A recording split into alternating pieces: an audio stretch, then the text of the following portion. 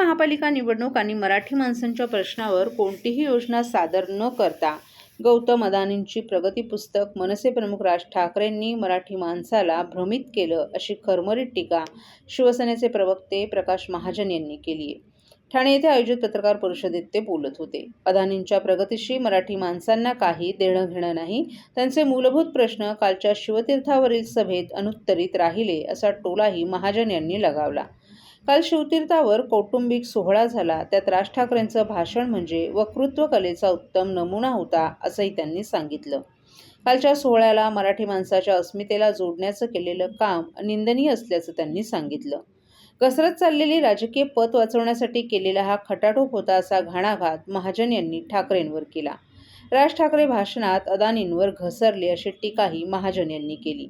जे अदानी शरद पवारांना मार्गदर्शक मानतात, अदानी सहकुटुंब राज ठाकरेंच्या घरी भोजनासाठी जातात, मग राज ठाकरेंनी अदानींवर केलेली टीका शरद पवार आणि उद्धव ठाकरेंना मान्य आहे का, असा सवाल महाजन यांनी यावेळी केला. अदानींनी मागील 10 ते 12 वर्षात प्रगती केली. या राज ठाकरेंच्या दाव्यावर महाजन यांनी राज यांच्या मातोश्री बिल्डरची प्रगती केव्हा झाली, तो त्यांनी आठवायला हवा. युतीची सत्ता असताना मातोश्री बिल्डरची प्रगती झाली.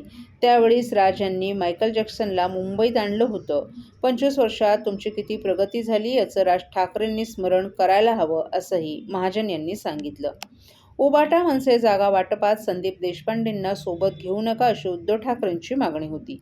मात्र काल संदीप देशपांडे यांना भाषणाची संधी देणं हा राज ठाकरेंनी उद्धव ठाकरेंवर उगवलेला सूड असल्याचं महाजन यांनी सांगितलं. संदीप देशपांडे यांनी कालच्या भाषणात ठाकरे ब्रँड नाही असं म्हटलं. नंतर तो ब्रँड नाही तर विचार आहे असं सांगून देशपांडेंनी सारवासारव केली, असंही महाजन यांनी सांगितलं. महापालिका निवडणुकीत जर पराभव झाला तर तो ठाकरे ब्रँडचा नसून विचारांचा आहे, अशी मखलाशी देशपांडेंनी केल्याचं महाजन यांनी सांगितलं. मराठी माणसांची काळजी घ्यायला देवेंद्र फडणवीस, एकनाथ शिंदे आणि अजित पवार आहेत, शरद पवार आहेत, सुप्रिया सुळे असे अनेक नेते आहेत. ठाकरेंकडे मराठी माणसाचा ठेका दिला नाही, अशी टीकाही महाजन यांनी केली.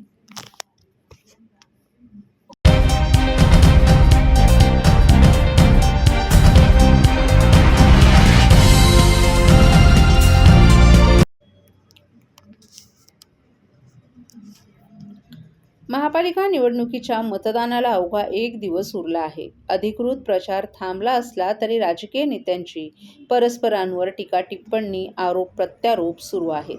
निवडणूक आयोगाने उमेदवारांना घरोघरी जाऊन प्रचार करण्याची मुभा दिली आहे. या निर्णयावर विरोधी पक्षांनी टीका सुरू केली आहे. एकदा प्रचार संपला की तो प्रचार संपतो, ही आधीची परंपरा होती. अचानक या निवडणूक आयोगावर संशय यावा, अशी भूमिका त्यांनी काल घेतली. प्रचाराची मुदत संपल्यावरही राजकीय पक्ष आणि उमेदवार घरोघरी जाऊन प्रचार करू शकतात. सध्या वातावरण असं आहे की घरोघर पैशांचं वाटप सुरू आहे. पैशांची पाकिटं साडीतून, वृत्तपत्रातून पैशांचं वाटप सुरू आहे, असा आरोप संजय राऊत यांनी केलाय. ठाणे हा एकनाथ शिंदेंचा बालेकिल्ला आहे. याच ठाण्यातील प्रभाग क्रमांक 6 मध्ये एकनाथ शिंदे यांच्या शिवसेनेचे कार्यकर्ते ईव्हीएम मशीनचं डेमो घेऊन घरोघरी प्रचार करत असल्याचा आरोप आहे.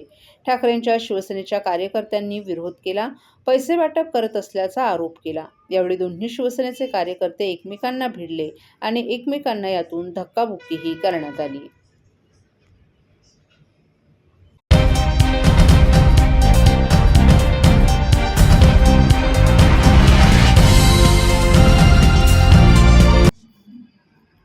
ठाणे महापालिकेच्या 131 जागांसाठी 15 जानेवारी रोजी होणाऱ्या मतदानाची सर्व तयारी पूर्ण झाली आहे. मंगळवारी सायंकाळी प्रचार थंडावल्यानंतर आता प्रशासन निवडणूक प्रक्रिया पार पाडण्यासाठी सज्ज झालं असून शहरातील 2013 मतदान केंद्रांवर कडेकोट बंदोबस्त तैनात करण्यात आला आहे. विशेष म्हणजे महिला मतदारांना आकर्षित करण्यासाठी 11 सखी मतदान केंद्र आणि पर्यावरणाचा संदेश देणारी 11 आदर्श केंद्र उभारण्यात आली आहेत. ठाणे महापालिकेच्या 33 प्रभागांमधील एकूण 16,49,869 मतदार उमेदवारांचं भवितव्य ठरवणार आहेत. मतदानासाठी 12,650 अधिकारी आणि कर्मचाऱ्यांची नियुक्ती करण्यात आली असून त्यांचे 2 टप्प्यातील प्रशिक्षण पूर्ण झाले. 7,068 कंट्रोल युनिट आणि 3,500 बॅलेट युनिट सज्ज ठेवण्यात आली आहेत. ईव्हीएममध्ये बिघाड झाल्यास दुरुस्तीसाठी भारत इलेक्ट्रिक कॉर्पोरेशनचं तंत्रज्ञानही तैनात आहे. तसंच दिव्यांग मतदारांसाठी व्हीलचेअर आणि ज्येष्ठ नागरिकांसाठी बसण्याची स्वतंत्र सोय केंद्रांवर उपलब्ध असेल. मतदान केंद्रांवर सर्व आवश्यक सुविधा, पिण्याच्या पाण्याची सुविधा उपलब्ध असणार आहेत. मतदान केंद्रांवरील कामकाजाकरिता मतदान केंद्र अध्यक्ष, 3 मतदान केंद्र अधिकारी आणि शिपाई यांची नेमणूक करण्यात आली आहे. त्यांची 2 प्रशिक्षणं पूर्ण झाली असून 20% राखीव असे मिळून 12,650 अधिकारी आणि कर्मचाऱ्यांना आदेश निर्गमित करण्यात आलेत. निवडणूक प्रक्रियेत पारदर्शकता राखण्यासाठी तंत्रज्ञानाचा मोठा वापर करण्यात आला आहे. स्ट्रॉंग रूम, EVM मशीन आणि चेकपोस्टवर 648 CCTV कॅमेरे लावण्यात आले आहेत. शहरातील 305 संवेदनशील आणि अतिसंवेदनशील केंद्रांवर 701 कॅमेऱ्यांद्वारे थेट लक्ष ठेवलं जाणार आहे.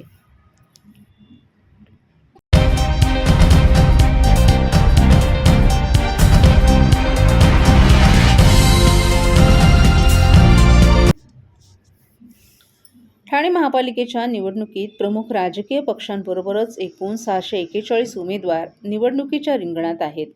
पक्षाकडून उमेदवारी न मिळालेल्या काही बंडखोर उमेदवारांचा देखील यामध्ये समावेश आहे. या निवडणुकीत 16.5 लाख मतदार आपला मतदानाचा अधिकार बजावतील. यावेळी पहिल्यांदाच मोठ्या प्रमाणात बंडखोरी झाल्यानं ठाणे महापालिका निवडणुकीकडे सर्वांचंच लक्ष लागलंय. येत्या 15 जानेवारी रोजी ठाणे महापालिकेची निवडणूक होणार असून यासाठी ठाणे महापालिकेचा निवडणूक विभागही सज्ज झालाय. निवडणूक अधिकारी यांची कार्यालयं, स्ट्रॉंग रूम, EVM मशीनचे ठिकाण, साहित्य वाटपाची ठिकाणं, संवेदनशील आणि अतिसंवेदनशील मतदान केंद्र, मतमोजणीची ठिकाणं, मुख्य स्ट्रॉंग रूम, चेकपोस्ट आदींवर काटेकोरपणे लक्ष ठेवण्यासाठी 648 CCTV कॅमेरेही कार्यान्वित करण्यात आले आहेत.